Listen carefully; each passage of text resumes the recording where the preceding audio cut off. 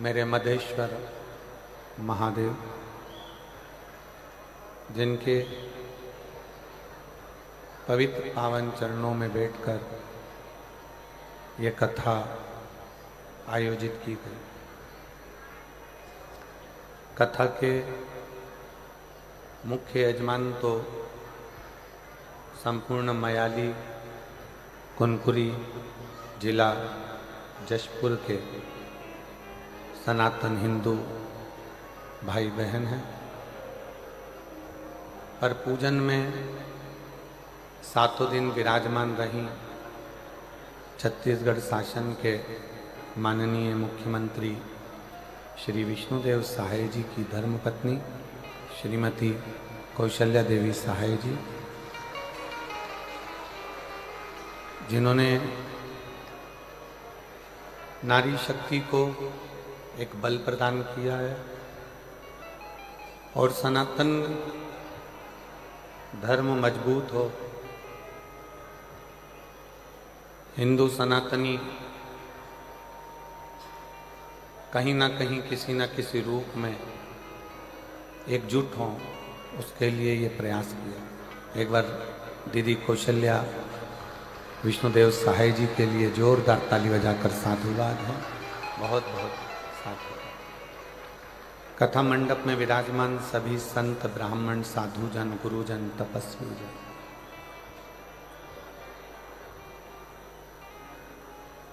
स्वर्गीय राजा साहब श्री दिलीप सिंह जी जुदेव जशपुर,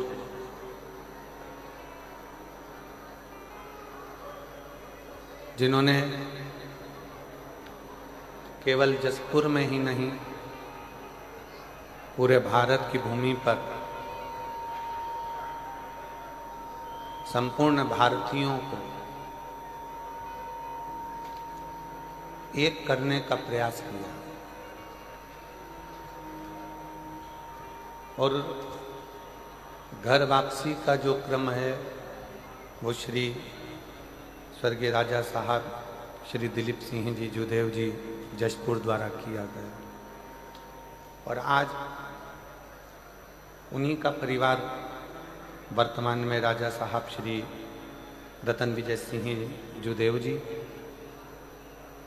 श्री प्रबल प्रताप सिंह जुदेव जी, श्री शौर्य प्रताप सिंह जुदेव जी अपने पूरे संपूर्ण क्षेत्र को सनातन धर्म की मजबूती के लिए कार्य कर रहे हैं। अभी कुछ देर पहले यहाँ आने से पहले श्री रतन विजय सिंह जुदेव जी से बात हुई। उनके विचार इतने प्रिय लगे, इतने अच्छे लगे। मैं आपको साधुवाद देता हूँ राजा साहब, बहुत बहुत साधुवाद है आपको। आपके जो विचार हैं इतने अच्छे लगे। आपने अपने विचारों में कहा कि सनातन को मजबूत कैसा करा जाए छत्तीसगढ़ शासन में, छत्तीसगढ़ प्रदेश में और अपने जशपुर में। मैं आपको प्रणाम करता हूँ, बहुत बहुत साधुवाद। एक बार जोरदार ताली बजाकर स्वागत।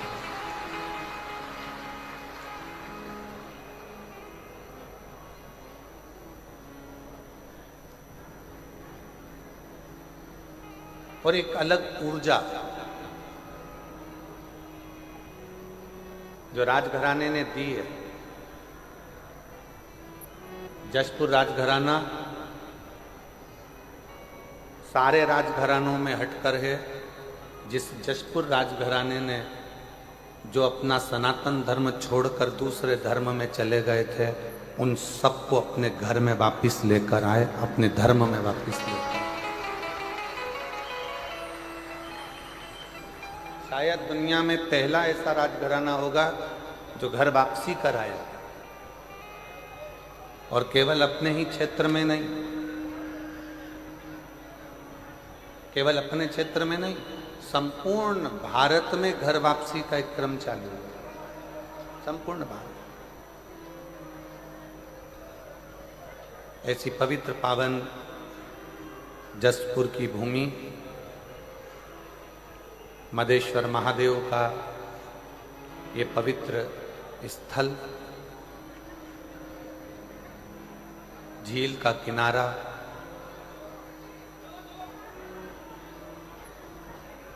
जिस झील के किनारे पर स्वयं मदेश्वर महादेव विराजमान है, जो संपूर्ण विश्व का कल्याण करने के लिए बैठे हैं। और तेरी कृपा बिना ना हिले एक भी अणु, लेते हैं श्वास तेरी कृपा से तनु,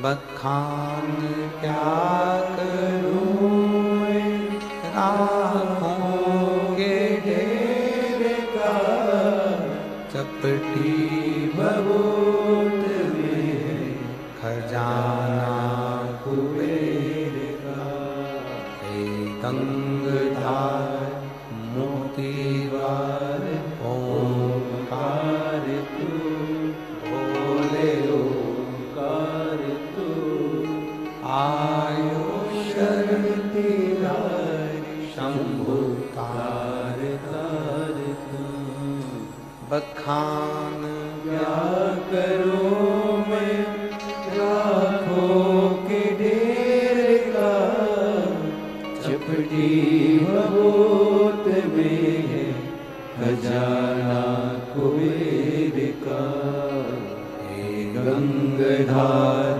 मुक्ति द्वार ओमकार तू, भोले ओमकार तू, आयो शरण तिहारी शंभु तार तार तू। शिव को ढूंढना नहीं पड़ता,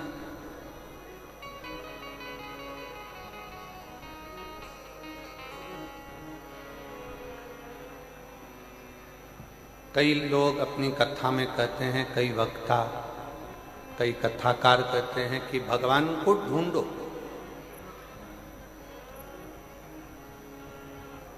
पर शिव महापुराण में वेद व्यास जी ने लिखा कि भगवान को ढूंढना नहीं पड़ता।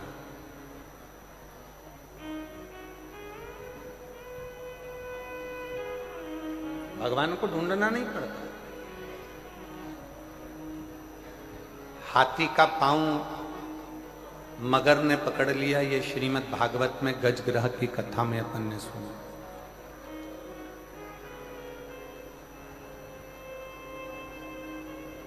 अब हाथी का पांव पकड़ा, हाथी ने भगवान को नहीं ढूंढा, केवल हाथी ने भगवान को पुकारा। हाथी ने केवल परमात्मा को पुकारा। अब पांव मगर ने पकड़ रखा है और हाथी कहीं भगवान को ढूंढने के लिए जाए या भगवान को खोजने के लिए जाए तो भगवान मिलेगा।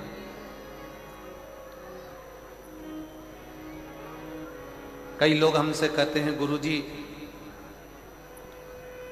मान लो घर में कोई सूतक लग गई, घर में कोई सावड़ लग गई, या स्त्री रजोधर्म से हो गई, रजस्वला हो गई, 5-7 दिन वो काम नहीं कर पाती है, 5-7 दिन रसोई घर में नहीं जा पाती है, 5 दिन 7 दिन वो कहीं पूजन में नहीं जा पाती है।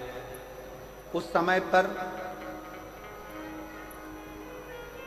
भगवान का नाम जपे कि ना जपे, श्री शिवाय नमस्तुभ्यम बोले कि ना बोले। घर में सूतक लग गई, सावड़ लग गया, बच्चा हो गया या कोई शांत हो गया, तो कोई ने कह दिया कि मंदिर मत जाओ, कोई ने कह दिया देवालय मत जाओ, कोई ने कहा तीर्थ मत जाओ, या कोई ने कहा भगवान के भजन मत करो। हाँ, आप मंदिर मत जाओ, आप तीर्थ मत जाओ, पर हमारा शास्त्र ये नहीं कहता कि अगर घर में कोई प्राण छूट गए, कोई मर गया, कोई ठंडा हो गया, या कोई के घर बच्चा हो गया, या स्त्री रजोधर्म से हो गई, रजस्वला हो गई, भोजन नहीं बनाती, काम नहीं करती, मंदिर नहीं जाती, तो यहां शास्त्र ने यह नहीं कहा कि तुम भगवान का भजन मत करो। स्त्री रजस्वला भी हो जाए, स्त्री अगर घर में सूतक भी लग गई है, घर में सावड़ भी लग गई है, तो भी शिव महापुराण की कथा कहती है कि भगवान का नाम पुकारने में कोई हर्ज नहीं। भगवान का नाम पुकारने में, भगवान का नाम लेने में कोई हर्ज नहीं।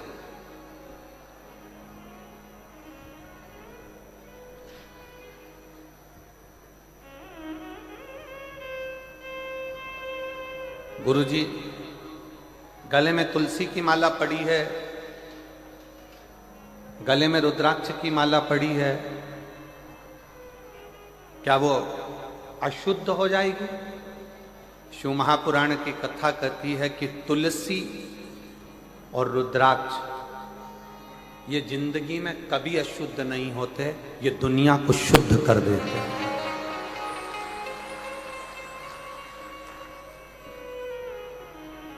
ये दुनिया को शुद्ध करते हैं।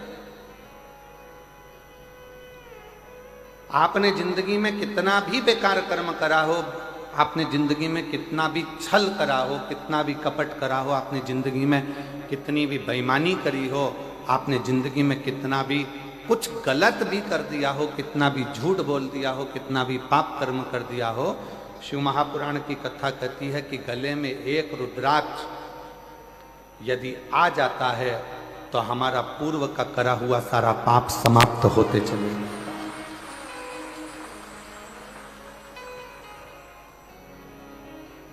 समाप्त।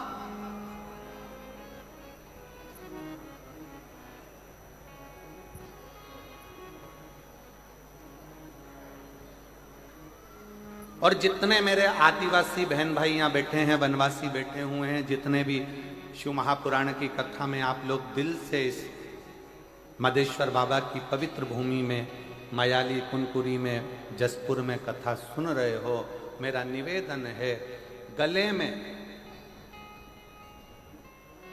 आड़ा टेढ़ा पेंडिल लटकाने से भगवान कभी प्राप्त नहीं होगा, पर गले में अगर रुद्राक्ष पहन लिया तो मेरा परमात्मा जरूर प्राप्त होगा।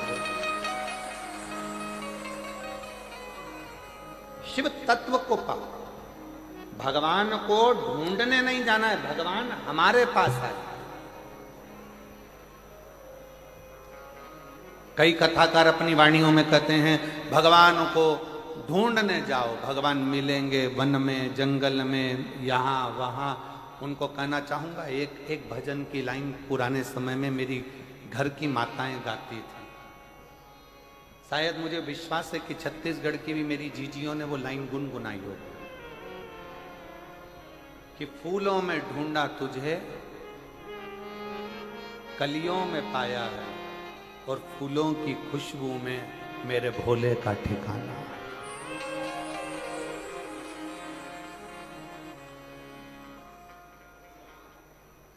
पूर्व समय में एक लाइन मेरे भारत की जीजियां गुनगुनाती थी, पुरानी पुरानी माताएं गुनगुनाती थी, तो मुझे विश्वास है कि मेरे जसपुर की माताएं, मेरी बहनें, मेरी जीजियां, मेरे जीजा भी इस लाइन का स्मरण करते होंगे। गाते हो आप लोग कभी कभी?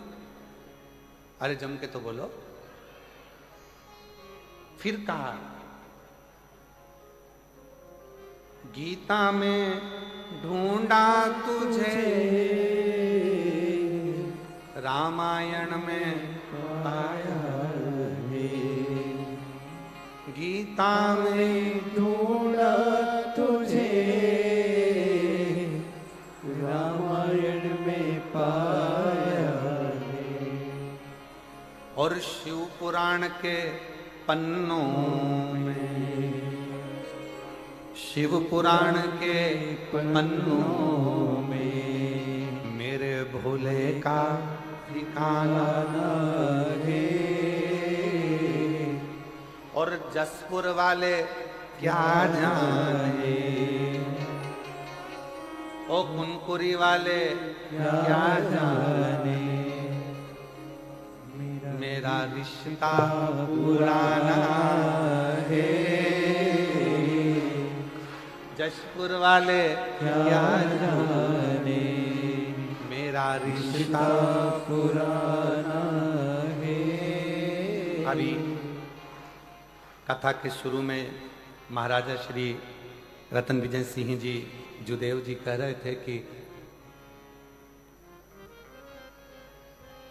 परिवार ने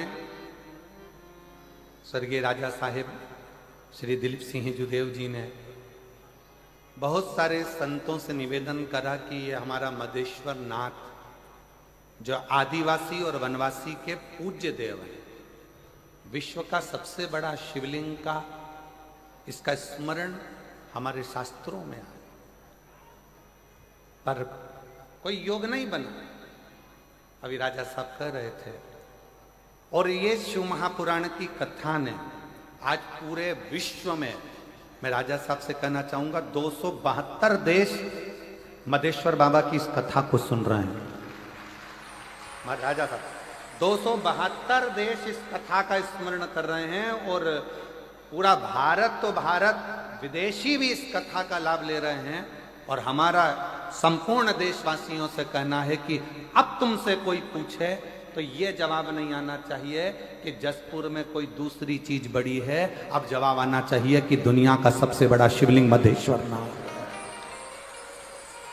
मधेश्वर, ये शिव तत्व है, ये शंकर है। ये जसपुर में ढूंढा तुझे और कुनकुरी में पाया है, जसपुर में ढूंढा तुझे, अच्छे से बोलो, अच्छे से, जसपुर में ढूंढा तुझे और कुनकुरी में पाया है, मयाली की झाड़ी में मधेश्वर का ठिकाना है, मयाली की झाड़ी में मधेश्वर का ठिकाना है। और दुनिया वाले क्या जाने मेरा रिश्ता पुराना है।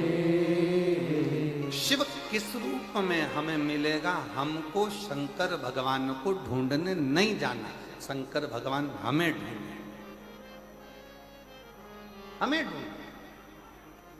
और कितना सुंदर स्मरण कल कथा में अपन ने, जैसे ही देवाधिदेव महादेव को याद किया, शंकर को पुकारा, आप सब ने शायद वो नजारा पूरा भारत नहीं भूल पाएगा कि थोड़ी देर के लिए बाबा ऐसी पवन के वेग में आते हुए यहां से निकलते वहां पहुंच जाते हैं। शायद पूरा देश नहीं भूल पाएगा ये जसपुर का, ये मयाली की इस मधेश्वर नाथ की कथा।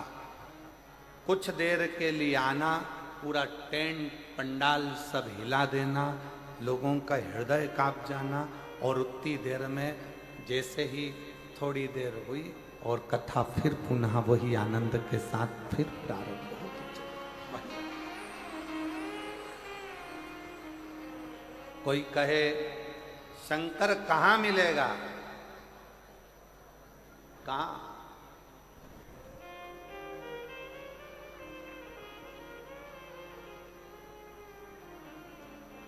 वो एक लाइन पहले लोग गुनगुनाते थे, मुझे एक जरूरी काम भोला कहाँ मिलेगा।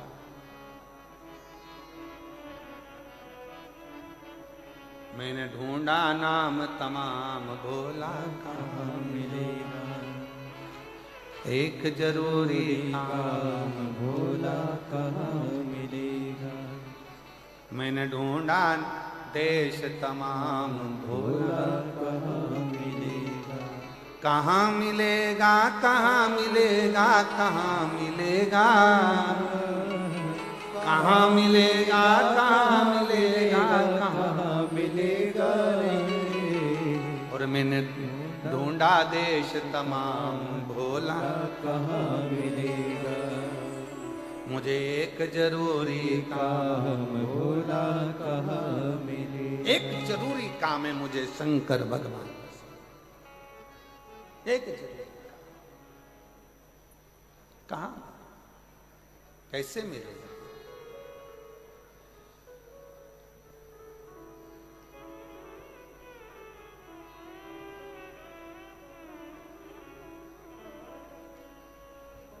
फिर पूछा भगवान विष्णु से कि नारायण भगवान आप बताओ कि भोला स्वर्ग में मिलेगा क्या?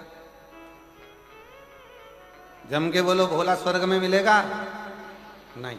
ब्रह्मा जी के ब्रह्मलोक में नहीं, इंद्र के इंद्रलोक में नहीं, गरुण वरुण लोक में, पितर लोक में, नाग लोक में कहीं नहीं मिलेगा। तो फिर कहां मिलेगा? कहां मिलना है?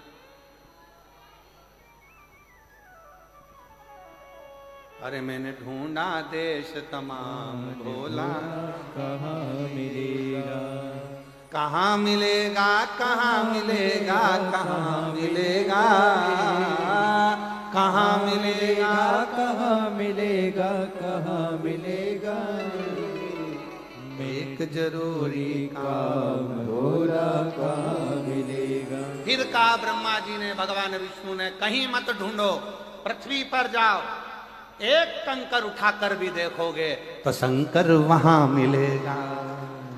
एक कंकर में भी शंकर समाया है।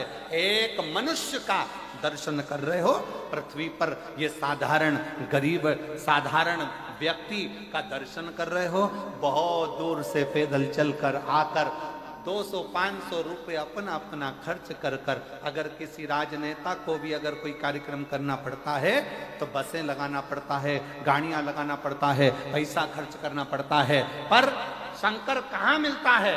अपना जेब का पैसा खर्च कर कर, अपनी तरफ से टॉफी बिस्कुट लाकर बांट कर, अपना जगह ढूंढ कर, तपतपाती हुई धूप में गर्मी में अपना आसन बिछाकर, अपना छाता लगाकर, अपनी पानी की बोतल रखकर जो शंकर की कथा सुनते हैं, भोला वहां मिलेगा। भोला वहाँ उन भक्तों के हृदय में शिव मिलता है, उन साधारण जीवों के हृदय में शंकर का निवास होता है। शंकर का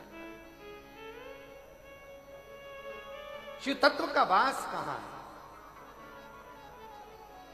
और मैंने ढूंढा देश तमाम, भोला कहाँ संपूर्ण देश में ढूंढा, संपूर्ण विदेश में ढूंढा, संपूर्ण जगत में ढूंढा, पर वो मिलता कहां पर है? जिसके हृदय में शिव समाया होता है, जिसके मन में शंकर समाया है, जो हृदय से शिव को पुकार रहा है, जो हृदय से किसी परमार्थ का कार्य कर रहा है। भूखे को भोजन कराना, प्यासे को पानी पिलाना। जरूरी नहीं कि आप बहुत बड़ा भंडारा करो, जरूरी नहीं कि आप बहुत बड़ा लंगर करो। आपसे बन जाए तो एक पीपल के वृक्ष के नीचे रहने वाली चींटी को भी